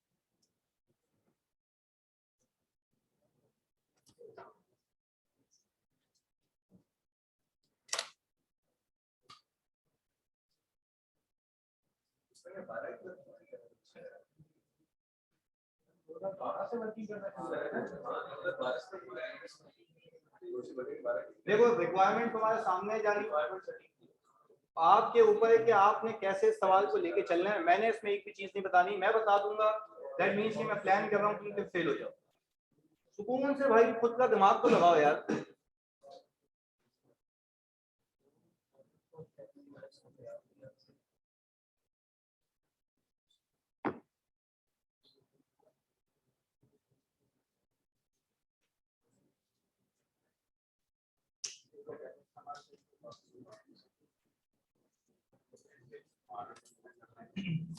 आपका बेसिकली पहला साल ही 2013 है, ये जो दिया हुआ है इसमें, आपका पहला साल ही कब से शुरू हो रहा है, 1 जुलाई 2012 से लेके 30 जून 2000, तो उसने पहले साल की तो वर्किंग पूछी है, इसमें टेंशन की क्या बात है, मेरे को तो ये नहीं समझ आ रहा। देखो मेरी जान, मेरी बात सुनो, वो अरे यार जानी, आप लोग समझते नहीं हो ना, रिक्वायरमेंट को रीड करो ना। मैं ये कह रहा हूँ कि भाई again you are planning to fail यार, रिक्वायरमेंट कोई रीड करा, मैं जैसे पूछूंगा वो बताएगा। 1 मिनट रुक जाओ भाई, जानी तू बता रिक्वायरमेंट क्या मांग रही है, रिक्वायरमेंट का बोला है मैंने, हाँ जी नजर नहीं आ रही यार? एक मिनट यार, बातें नहीं यार, सुन लो 1 मिनट। हाँ भाई, क्या कह रही है रिक्वायरमेंट? ऑनलाइन वालों बताना जरा।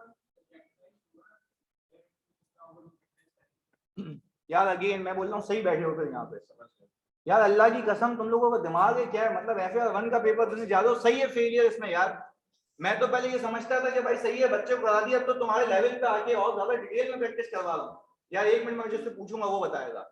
यानी आप बताओ रिक्वायरमेंट क्या पूछ रही है? रिक्वायरमेंट एज पर रिक्वायरमेंट, ये रट्टू तोता नहीं बनना कि अब तक सवाल जो किए हैं वो क्या कह रही है रिक्वायरमेंट।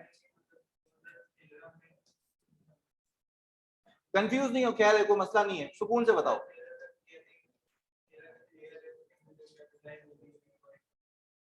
बस ये पूछा है उसने, पक्की बात है। चलो एक आंसर ले लिया। सचिन, रिक्वायरमेंट सिर्फ 2013 की।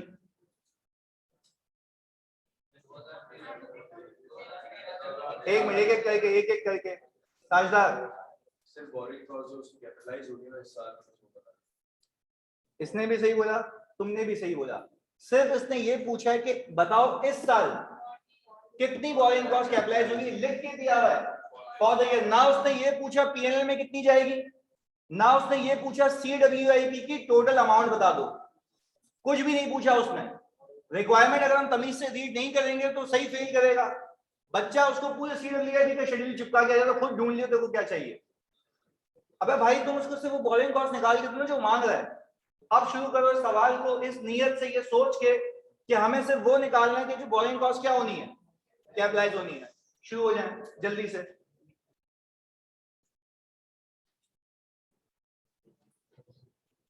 अब्दुल तूने भी गलत बताया, भंगी बोला CWIP निकालने जो कैपिटलाइज होनी है। माशाल्लाह यार।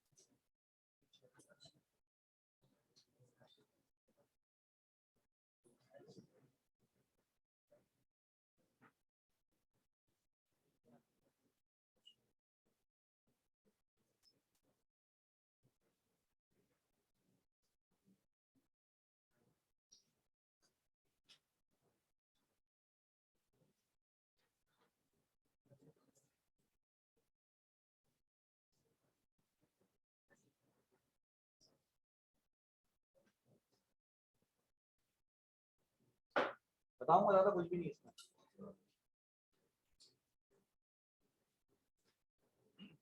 हिंट दे दिए मैंने, स्पेसिफिक बोरिंग का इंटरेस्ट निकालें, सरप्लस की वर्किंग करें, आपको खुद पता लगेगा। देखो इसमें पूरे सवाल में उसने डेस्क क्या किया है, इनकम की कैलकुलेशन और कितने पैसे कहां से निकालने हैं, कहां से निकालने हैं, जनरल बोरिंग। इसमें कॉन्सेप्ट उसने ये डेस्क किया है। अब इतना भी बता दिया, उसको अप्लाई करो। मैं फिर कह रहा हूं, once you start working of surplus funds आपको खुद आंसर मिलेगा। इस सीक्वेंस को हमेशा फॉलो करना है, स्पेसिफिक बोरिंग, सरप्लस की वर्किंग, जनरल खुद पता लगेगा।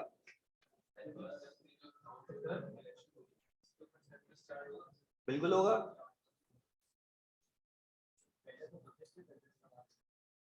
पहले प्रोजेक्ट के पैसे इस्तेमाल होंगे। मैं तो जानी, देखो मैं कह रहा हूं सीक्वेंस है, स्पेसिफिक के पैसे आए उसको खर्च करो या ना करो, उस पे इंटरेस्ट तो देना है, इंटरेस्ट तो देना है। अब उसमें से खर्चा हो या ना, उसकी बोरिंग कॉस्ट कैपिटलाइज होना शुरू हो जाएगी, उसको आपने साइड में लगा दिया। अब आप वर्किंग करेंगे किसकी, सरप्लस की। आप देखेंगे कितने कितने पैसे आए मेरे पास, वो आपके सरप्लस को इंक्रीज करेंगे, कितने कितने पैसे गए वो आपके सरप्लस को डिक्रीज करेंगे। हर सवाल की स्ट्रेटेजी ये होगी, चाहे किसी भी रंग नस्ल का सवाल आ जाए। अभी आपको मैंने आसान आसान आपके पास पेपर करा दिए ना, डिफरेंट डिफरेंट एडजस्टमेंट, वो बस उसी हद तक थे। अब देखते हैं सीए फाइनल का तुम किस हद तक कर पाते हो। दिमाग लगाना यार तुम लोग, मतलब नए सिनेरियो सीखो। वो करा दिए तुम्हें तुम्हारे पास पेपर।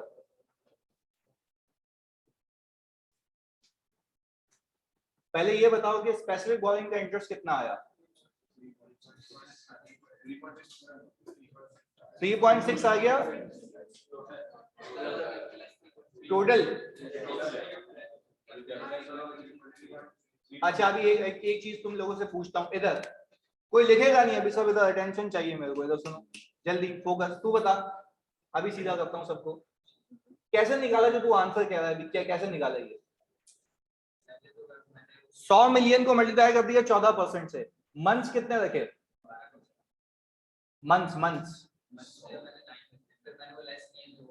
9 रखे हैं। वेरी गुड, तालियां तो बजाओ जल्दी, अरे तालियां बजाओ भाई इसके लिए यार। तब वापस से ये अच्छी भी बात है, मैं ऐसे नहीं कि सार्कास्टिकली कह रहा हूं। मैं कितने महीने? हाँ लोन की इंटरेस्ट एक्सपेंस कितना निकाला है? 100 मिलियन का लोन है या 30 मिलियन का? 30 मिलियन का। अच्छा चलो 30 मिलियन का लोन है, 100 तो रनिंग फाइनेंस की फैसिलिटी है। अच्छा कितने महीने का इंटरेस्ट उस पे?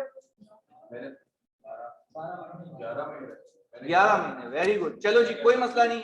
अच्छा जी आप बताएं, आप हाँ स्पेसिफिक बोरिंग के ऊपर कितना इंटरेस्ट? यार जानी मैंने मना किया है, बातें अगर क्यों जानी सुननी मैंने आज। इधर स्पेसिफिक बोरिंग पे कितना इंटरेस्ट? कैसे? वही आई एम आस्किंग कैसे? 5/12। गुड। हाँ जी यानी कितना इंटरेस्ट निकाला? 3.3। कितने महीने?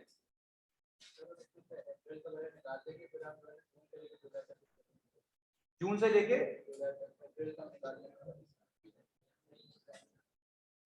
अब मैं तुम्हें बताऊं सीन क्या है, तो सुनो। बीपी हाई कर दिया तुम लोगों ने। एक मिनट मैं तुम्हें बताता हूँ यार, ये गलती है एग्जाम में। मैं कह रहा हूँ अल्लाह की कसम यार, हम बड़े गलत ट्रैक पे हैं। ये देखो मैं तुम्हें तभी मैंने अभी पूछ लिया, वरना पूरे सवाल गलत करते तुम। भाई मैं कह रहा हूँ मैंने अप्रैल में लोन लिया है। कौन सी? अप्रैल 1 2000। बात करता हुआ किसी को देखा ना निकाल दूंगा क्लास से। अप्रैल 1 2012। ये भिन्न भिन्न भी नहीं होनी चाहिए किसी की बात के लिए, मैं बता रहा हूँ। इधर अप्रैल 1 2012 मेरा ईयर एंड आ गया 30 जून 2012। पहले ये आया। ओ भाई वो कह रहा है आप वो बताएं कि interest expense capitalize for the year में, फॉर द ईयर क्या 2013। ओ भाई अल्लाह के बंदो पूरे 12 महीने आएंगे, पूरे 12 महीने आएंगे। 9 मुझे पता था तुम 9 महीने करोगे।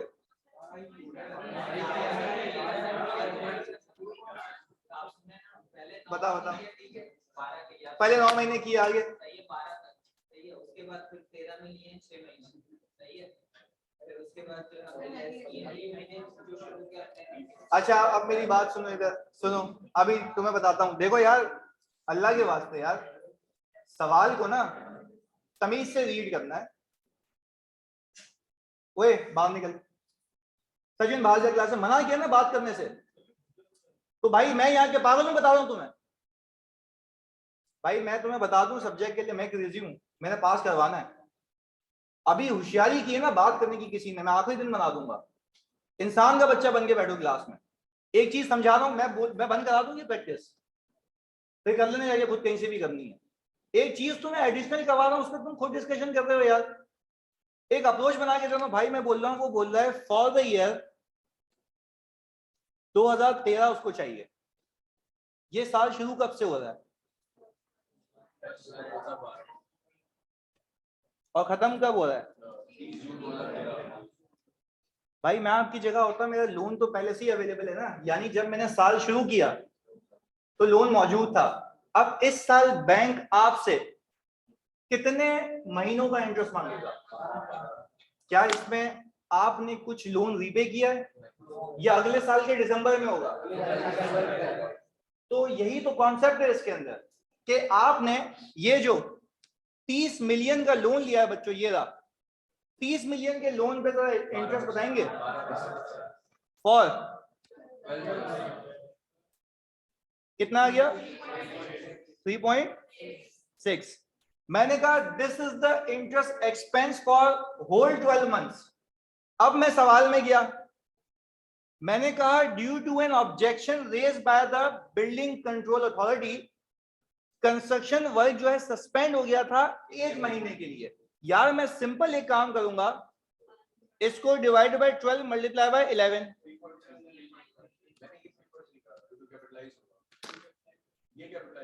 कैपिटलाइज होगा 3.3 होगा। सही जी, ये 1 साल का। मैं कह रहा हूं अल्लाह के वास्ते वो जो पिछले 3 महीने है ना उसको कंसिडर ही नहीं करना। अब एक और चीज, इसमें एक और चीज आप अपने भेजे में रखें, कंस्ट्रक्शन वर्क शुरू कब हुआ है? 1 जुलाई, सही है, पक्की बात है, 1 जुलाई को।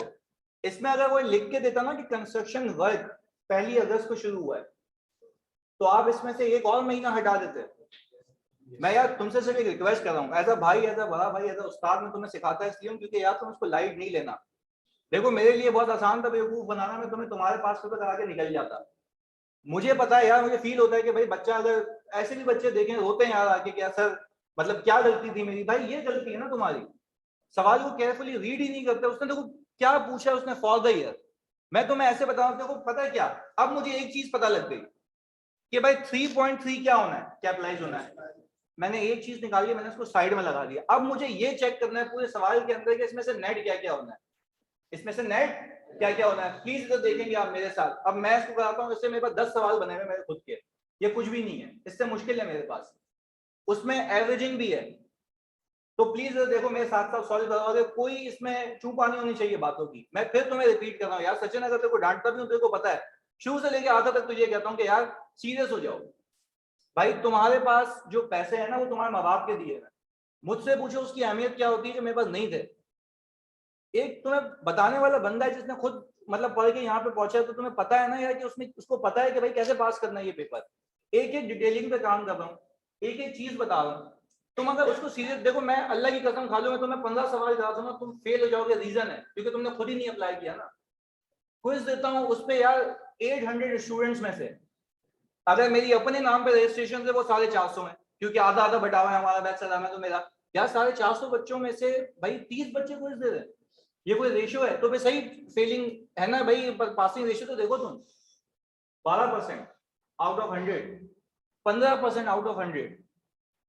तो भाई फिर अपने आप को फिर उसी ब्रैकेट में देखना, ये एक्सपेक्ट नहीं करना। ऐसे भी बच्चे होते हैं कि सर हमें गोल्ड मेडल चाहिए, बताएं किस तरीके से मेहनत करें।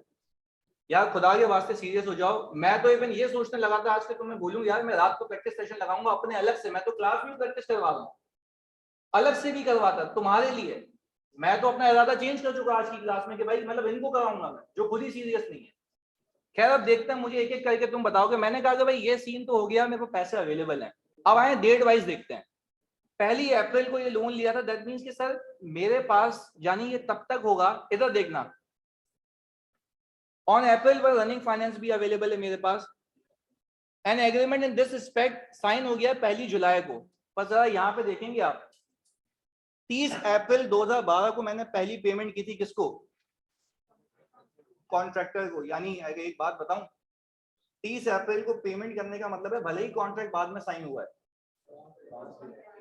ये क्या पेमेंट है? एडवांस पेमेंट है। वेरी गुड, आगे सुने। फिर मैंने कहा 31 जुलाई को, यानी इस साल के शुरू होने के 1 महीने। अच्छा क्या हम पहले ये करें तो दिमाग लगा, इसमें कोई भी कंफ्यूजन हो ना मुझे रोक के पूछना कि सर बताएं कि क्या गलती है। क्लियर है? इधर मुझे सबसे पहले तुम में से कोई ये बताए, ये साल जब शुरू हुआ मेरे पास पैसे कितने मौजूद थे? 5 थे, 30 या 5?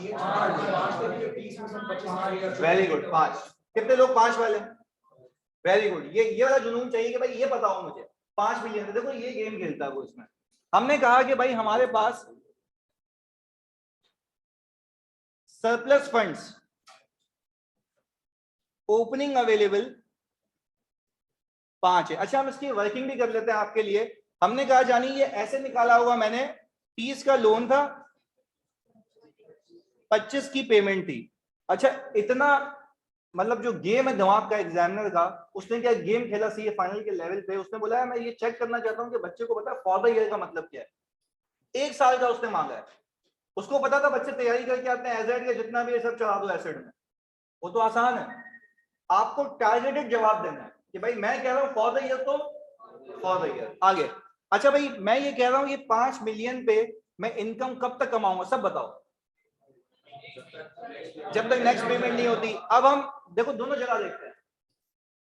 ये पता है सवाल अजाब कब बनता है, जब लोन की भी रीपेमेंट होती। तो आपने 3 जगहों पर नजर रखनी होती। एक तो पैसे आ जा कितने में, कॉन्ट्रैक्टर को कितने, लोन अलग। तो मैं आपको बताऊं मेरी अप्रोच क्या है। मेरी अप्रोच ये है कि लोन की रीपेमेंट आपको यहीं से मिल जाती है जब आप इंटरेस्ट कैलकुलेट कर रहे होते हैं। याद है ऐसा सवाल किया था कि जब इंटरेस्ट कैलकुलेट करते हो और लोन की रीपेमेंट होती है, तो लोन की रीपेमेंट यहीं आ रही होती है ना। तो यहां से ही आपको पता लगता है, देखो कुछ अप्रोच बनाइए तो सोच समझ के बनाइए कि आपके लिए वो आसान हो जाए। यानी सर बेंचमार्क क्या किसी भी सवाल को करने का, सबसे पहले स्पेसिफिक बोरिंग। स्पेसिफिक बोरिंग का बच्चों जब इंटरेस्ट निकाल रहे होगे तो वहां पे सारी पेमेंट्स आप लोगों ने केटर कर ली होंगी। फिर आप आएंगे सरप्लस की वर्किंग के। सरप्लस की वर्किंग इसलिए लाजमी है ताकि आपको पता लगे पैसे कब खत्म हुए, और जैसे ही वो पैसे खत्म हुए जनरल बोरिंग पे। ये अप्रोच समझ आ गई। चलें जी आगे।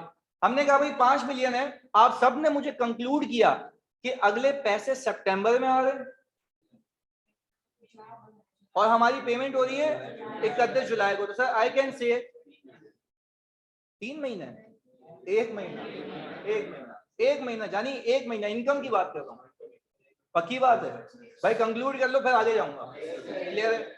ओके। कितने परसेंट का रिटर्न है? वेरी गुड यार, 8% फॉर 1 मंथ। कितना आ गया? 03। पहले तो आगे जाने से पहले सचिन आई लव यू और जानी आई लव यू। सही है, मैं भाई ऐसे बड़ा भाई डांटता हूँ। सही है इधर, अरे तू सही था तो मैं गलत था। सही है। अच्छा भाई यार मैं मतलब यार इस सब्जेक्ट से मोहब्बत अलग है मेरी, इसलिए कहता हूँ कि मैं तुम्हें अगर मतलब जितना भी डांट लूं मुझे पास कराना है।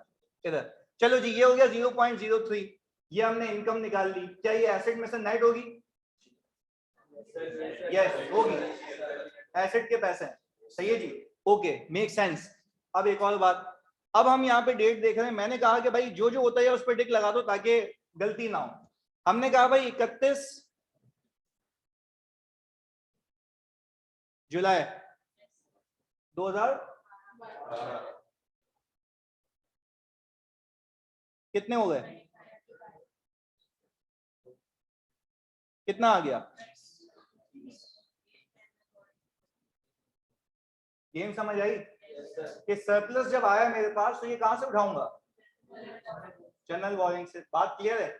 अच्छा जी, अब देखो इसमें वो जो एग्जामिनर का सीए फाइनल के उसका दिमाग है वो हम डिस्कस करेंगे। मैं फिर रिपीट कर रहा हूं, इतनी सी भी कंफ्यूजन हो हाथ के हाथ मुझसे पूछना। सही है जी। ये 30 million to be finance from, हमने यहाँ पे कहा टू बी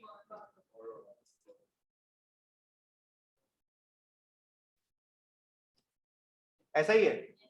तो सर आपके पास वो लोन का पैसा नहीं था क्या? खत्म हो गया। 30 मिलियन था, 5 बचा हुआ था, 35 की पेमेंट करनी है। शॉर्टफॉल कितने का आ गया? ये नेगेटिव आ गया यहाँ पे। अब जरा गेम देखें कैसे हम इसको सीखते हैं कि सब चीजें यही अकाउंट फॉर करूंगा मैं। देखिएगा भाई, मुझे एक बात बताओ, एक बिजनेस सेंस चलाते हैं यहाँ पे। सही है जी। फिर ऐसे मल्टीपल सवाल तुम्हें बना के दूंगा ताकि तुम्हारी अकॉर्डिंगली दिमाग उस डायरेक्शन में चले। बिजनेस सेंस ये कहता है कि मैं जनरल बोरिंग का पैसा तब तक रखूंगा जब तक मेरे पास और पैसे नहीं आ जाते। मुझे ये लगता है कि मैं इस जगह होता तो मेरे पास पैसे आते तो सबसे पहले इसको चुका देता। नहीं यही बात समझ भाई, 30 मिलियन का मेरे पास लोन है। अच्छा स्पेसिफिक वाले को तो देने ही नहीं है ना, उसको तो कब देना है? पर जनरल बोरिंग को तो दस्ती वापस करना है। ऐसा ही है। अच्छा चलो व्हाट्सएवर, अभी आगे समझ आएगी बात। मैंने कहा कि भाई अगली कलेक्शन 1 जनवरी को है। अगली कलेक्शन, पर मैं कह रहा हूं जब तक मेरे पास पैसे नहीं आते तब तक तो मुझ पे सूद लगेगा ना। और जनरल बोरिंग का उसूल है जैसे ही पैसे निकाले, पता है ये रात कब बनता है? जब एक से ज्यादा बोरिंग होती तो फिर क्या निकलती? तो फिर कोई उसमें भी कोई मसला नहीं है यार, वो भी हमें आता है। क्लियर है? आगे चले जी। फिर मैंने ये कहा कि भाई 31 जुलाई और 31 जनवरी पे जा रहा है, तो क्या मैं कह सकता हूं कि 31 जनवरी पहले आता है या 1 जनवरी? मैं सिर्फ तुम्हें समझाने के लिए कह रहा हूं कि मैं 1 जनवरी यानी 31 दिसंबर तक एक्सपेंस बुक करता हूँ। सितंबर कौन सा है भाई? ओके, तो दैट मींस कि हमें पैसे मिल रहे हैं तो हम आगे नहीं जा सकते, पहले सितंबर तक रुकेंगे। हमने कहा कि भाई अब हम कौन सी डेट पे हैं फिलहाल? 31 जुलाई पे हैं अभी। अच्छा, फिर अगस्त 1 महीना। अच्छा भाई, मैंने कहा कि भाई मैं 1 महीने पे इसका रेट कितना है इंटरेस्ट का?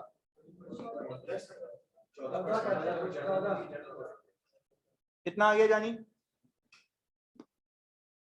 30 का 14% इंटू 1/12 0. मैंने कहा ये एक्सपेंस है, मैंने कहा ये 1 महीने का एक्सपेंस है। कौन सी बोरिंग पे बच्चों? यहां तक कोई कंफ्यूजन? पक्का? अच्छा भाई, मैंने सर क्यों 1 महीने पे रुक गया? क्योंकि अब आ गई 1 सितंबर। 1 सितंबर को पैसे आए ना, तो जब पैसे आए तो बैंक को मैं ये कहूंगा ये भी रख रहा हूँ वो भी रख रहा हूँ, या ये चुका दूंगा? ये चुका दूंगा। अच्छा भाई, अब मुझे एक बात बताएं, मेरे पास जैसे ही पैसे आए बच्चों, वो आए 25, तो ये हमने रीपे कर दिए। 5 बच गए, 5 बच गए, ऐसा ही है। तो देखो खुद बताओ, क्या मैं बेवकूफ हूं कि इसको रखूं अलग से या इसको चुका दूं? देखो एक चीज हम आज उसूल बनाते हैं, हम सरप्लस की जब वर्किंग करते हैं ना, सरप्लस की वर्किंग से पूरा हिसाब किताब हमारा साथ साथ चलता है। सरप्लस की वर्किंग में पहले ओपनिंग कितने थे? 5। पेमेंट कितने की करनी पड़ी? शॉर्टफॉल कितने का? 30 पे सूद कब तक दूंगा? 1 महीना, जब तक पैसे, जैसे ही पैसे आए मेरा बैलेंस क्या हो गया? चेंज। अभी मैं सरप्लस में हूँ, डेफिसिट में। डेफिसिट कब तक रहेगा? वेरी गुड यार, आप क्लियर है चीज। चलिए जी आगे। मैंने कहा कि भाई अब हम आ गए डेफिसिट में। डेफिसिट अभी भी है, ये दोनों हो चुके हैं। अब 1 जनवरी आ रहा है और फिर 31 जनवरी आ रहा है, तो सर दैट मींस कि अब मैं और कितने महीने का इंटरेस्ट एक्सपेंस बुक करूं? 4 महीने का। सर सितंबर, अक्टूबर, नवंबर, दिसंबर। हमने कहा सर 14% इंटू 4/12 0.23 एक्सपेंस आ गया। सर आखिरी बार मेरी तसल्ली के लिए, क्यों मैं 4 महीने पे रुक गया? ऐसा आ रहा है तो आप सूद आगे तक लेके जाएंगे ही नहीं, पे करेंगे। अच्छा भाई, हमने कहा हम आ गए 1 जनवरी को रिसीट्स हैं। अच्छा यहाँ पे भी हम कह रहे हैं 1 सितंबर को रिसीट्स हैं, ऐसा ही है। अच्छा भाई, कितने पैसे आए?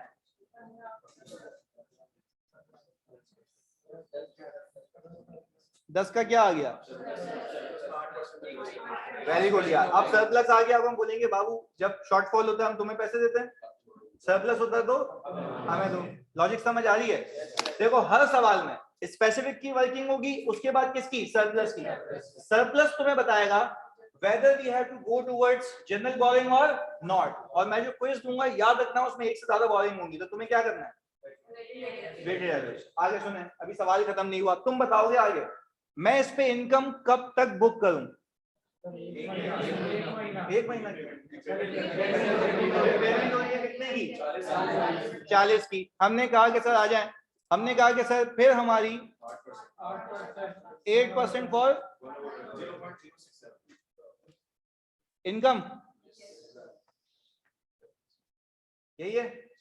चलें जी, ये भी बात मुझे समझ आ गई। अच्छा अब तक मेरा मार्च का महीना नहीं आया, उसमें इंटरप्शन है, तो जो अलग अलग कर रहा हूं ना उसमें से वो अलग हो जाएगा, कोई मसले वाली बात नहीं है। अच्छा अब तक कोई इंटरप्शन नहीं आई, इसमें क्यों आई थी? पूरे साल का था। बात क्लियर है? यानी अब पिक हो गई चीजें तुमसे, यानी हल्की सी डांट खाने के बाद वह बंदा इंसान बन जाता है। इधर चलो, अब मैंने कहा कि भाई सर अब आप पेमेंट करते हैं 31 जनवरी को 40 की, तो सर पैसे ही नहीं है, कैसे पे करोगे? ओके जी, कितना? वेरी गुड यार, ये आ गया 30 का डेफिसिट। अब ये चेक कर लेते हैं सुकून और तामुल से, क्योंकि बहुत सारे लोग हैं हम लोग, तो गलती नहीं होगी हमसे। ये भी डन हो गया। अप्रैल आ रहा है और मई आ रहा है, यानी पैसे मिलेंगे, ऐसा ही है। अच्छा तो हम एक काम ये करते हैं ना, तो जनवरी का महीना तो खत्म हो गया था, फरवरी मार्च, नहीं वो तो निकाल तो लेना पूरा।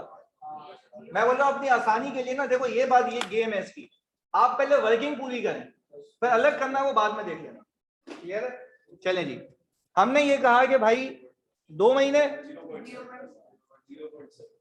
0.7 एक्सपेंस कह रहे हैं क्योंकि डेफिसिट में।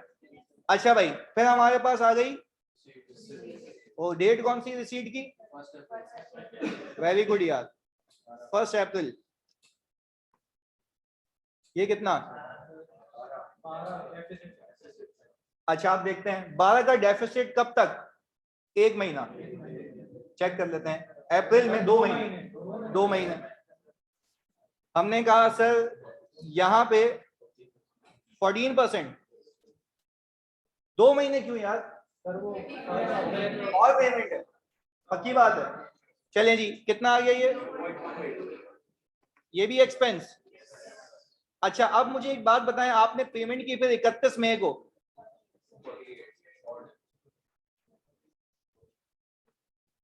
ये कितना आ गया? कितने? 1 महीना, जून का खत्म ना ये एक्सपेंस। लो भाई, उसने पूछा था सर ये बता दें बोरिंग कॉस्ट टू बी, एक एक करके हम जो हाईलाइट करेंगे, करना नहीं करना आप बताएंगे, क्या ये कैपिटलाइज होगा? पक्का? इसमें से 1 महीना अलग किया तुमने? भाई बात क्लियर है? अप्रोच रिपीट कर रहा हूँ, स्पेसिफिक की वर्किंग, स्पेसिफिक की वर्किंग में अगर कोई रीपेमेंट होगी वो भी वहीं आ जाएगी, फिर आपने किसकी वर्किंग करनी है? सरप्लस की वर्किंग। सरप्लस की working will tell you whether you have to borrow general funds और नॉट। अगर सरप्लस की वर्किंग नहीं करूं, बेवकूफी करूं, तो क्या कभी सवाल हो पाएगा? नहीं।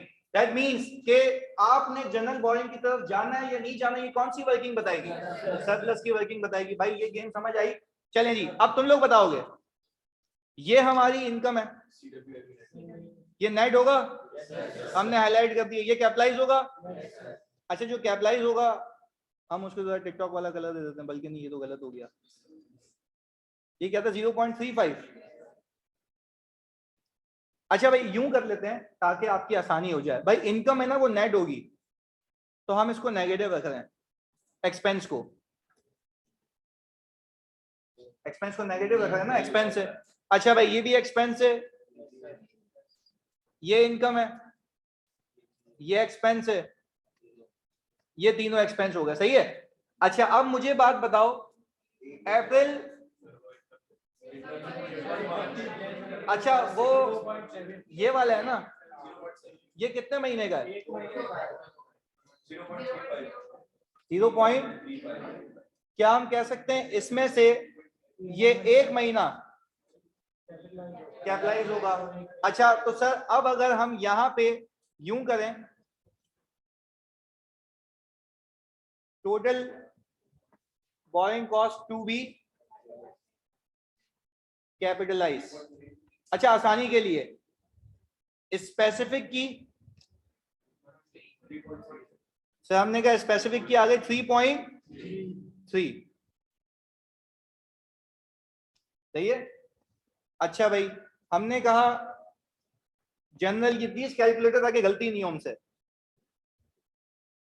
पहले 0.35, 0.23, 0.35, 0.28, कितना हो गया?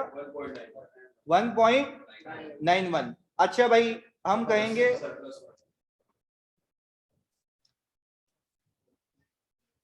0.03, कितना आ गया? 0.097। नेट कर दें, total borrowing cost to be capitalize कितनी है? 5.113। बस इस वर्किंग के लिए उसने कहा था प्लीज कैलकुलेट करके बताते हैं borrowing cost to be capitalise for the year ended June 30, 2013। अच्छा भाई ऐसे ही नहीं कह रहा था मैं कि ये सीए फाइनल का सवाल है, इसमें सिर्फ और सिर्फ एक ही ट्रिक है, अगर तुम ये पिक कर गए, सबसे पहले क्या करना है, आखिरी बार स्पेसिफिक की वर्किंग, उसके बाद सरप्लस की working will tell you borrowing करनी है। अच्छा सिंपल लगना, सरप्लस होगा तो इनकम आएगी, डेफिसिट होगा तो एक्सपेंस आएगा। बात क्लियर है, पक्की बात है। ऑफिशियली बोरिंग कॉस्ट खत्म होता है, कल और सीए फाइनल की प्रैक्टिस करेंगे तो कल की क्लास वही है। चलिए जी, अल्लाह हाफिज़।